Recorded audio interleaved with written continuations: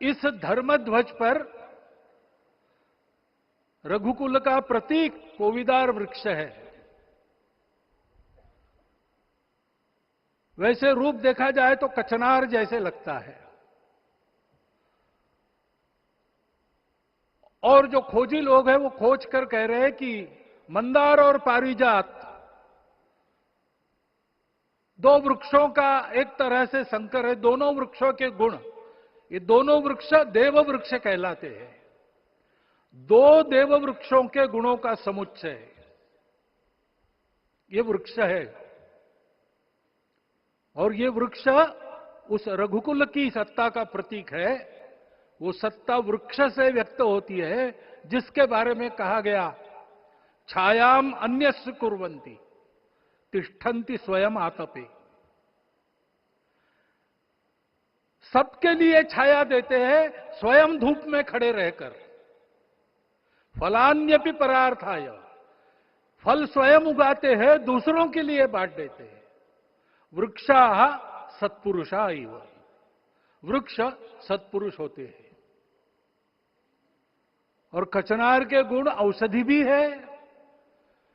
कचनार के वृक्ष का अन्न में भी उपयोग है।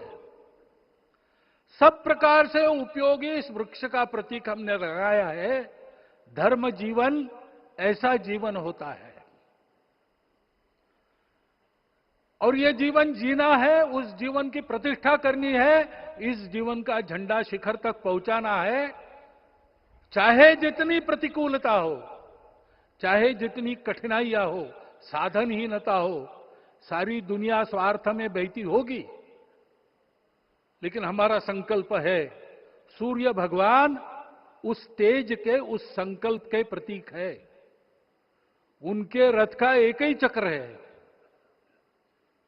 4 चाक वाली गाड़ियां भी एक्सीडेंट करती है, तो एक चक्र चलाना है, और रास्ता खराब भी नहीं, रास्ता है ही नहीं। अधांतर में चलो रथस्य एकम चक्रम। रथ चलाने के लिए 7-7 घोड़े, उनको नियंत्रण करने के लिए सांपों के लगाम है, और रास्ता नहीं है, और सारथी जो है उसके पैर नहीं है। ऐसी गाड़ी चल सकती है क्या? कंप्यूटर में डाटा डालेंगे, कहेंगे नहीं चलेगी। लेकिन बिना थके रोज पूरब से पश्चिम, पूरब से पश्चिम जाना आना सूरज भगवान कर रहे हैं। क्योंकि कार्य की सिद्धि स्वत्व के भरोसे होती है। हिंदू समाज ने लगातार 500 साल और बाद के दीर्घ आंदोलन में अपने इस स्वत्व को सिद्ध किया, और रामलला आ गए, मंदिर बन गया। यही बात सत्य पर आधारित धर्म, सत्य जो प्रतिनिधित होता है ओंकार से, वो सारी दुनिया को देने वाला भारत हमको खड़ा करना है। हमारे इस संकल्प का प्रतीक यह राम मंदिर, उसकी प्रक्रिया आज हमने पूरी कर ली है। यह धर्म, यह ज्ञान, यह छाया, यह सुफल संपूर्ण दुनिया में बांटने वाला भारतवर्ष खड़ा करने का काम अपना शुरू हो गया है। उसको, इस प्रतीक को देखकर, हिम्मत रखकर, उसी प्रकार सतत प्रयास करते हुए, सब प्रकार की विपरीतताओं में भी हम सबको मिलके करना पड़ेगा। आज ये हमारे कृतार्थता का दिवस है, और आज हमारे संकल्प की पुनरावृत्ति का ये दिवस है। वो संकल्प हमको हमारे पूर्वजों ने दिया है। एतद् देश प्रसूतस्य सकाशाद अग्र जन्मनात्। इस देश के जन्मे हुए अग्र जन्मना है, सबसे प्राचीन है, इसलिए बड़े भाई है। वो ऐसा जीवन जिए कि स्वम स्वम चरित्रम शिक्षेरन पृथिव्याम सर्वमानवा। पृथ्वी के सर्व मानव अपने अपने चरित्र की शिक्षा, जीवन की विद्या भारतवासियों से सीखे।